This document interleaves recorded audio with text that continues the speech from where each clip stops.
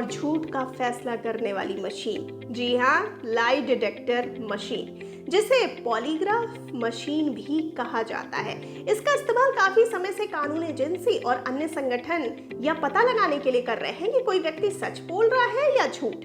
Polygraph machine किसी व्यक्ति की शारीरिक रिस्पॉन्सेज में बदलाव को रिकॉर्ड करती है। इससे पता चलता है कि सवाल पूछने के दौरान शख्स सच बोल रहा है या फिर झूठ।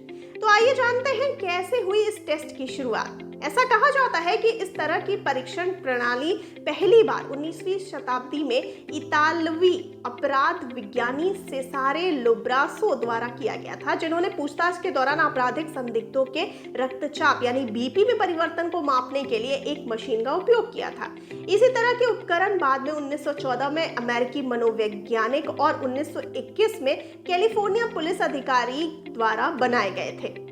आइए अब जानते हैं कैसा होता है लाई डिटेक्टर टेस्ट। तो आपको बताते चले कि किसी अपराध के मामले में यह पता करना काफी मुश्किल होता है कि जांच के दायरे में आया कोई व्यक्ति झूठ बोल रहा है या सच। इसी का पता लगाने के लिए लाई डिटेक्टर टेस्ट किया जाता है। इसे पॉलीग्राफ टेस्ट भी कहते हैं। इस टेस्ट में एक खास मशीन का इस्तेमाल होता है। आम लोग इसे झूठ पकड़ने वाली मशीन भी कहते हैं।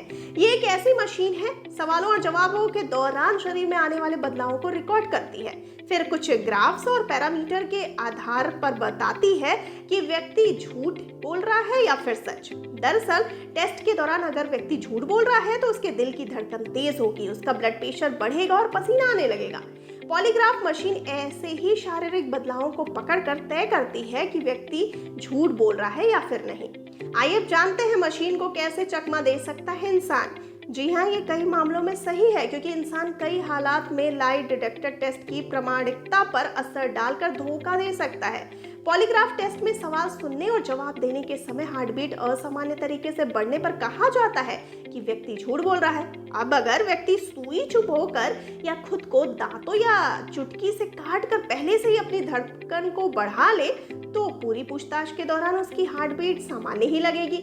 इससे जांच पर असर पड़ेगा। वहीं विशेषज्ञों का मानना है कि अगर पूछताछ से पहले व्यक्ति भरपूर नींद ले ले तो लाई डिटेक्टर टेस्ट के नतीजों पर असर डाल सकता है। वहीं अधिकारी पूछताछ के दौरान बार बार कहते हैं कि व्यक्ति झूठ बोल रहा है तो वो घबराने लगता है। घबराहट को जांच में झूठ की निशानी माना जाता है, इसीलिए इस टेस्ट की विश्वसनीयता पर सवाल उठते रहते हैं।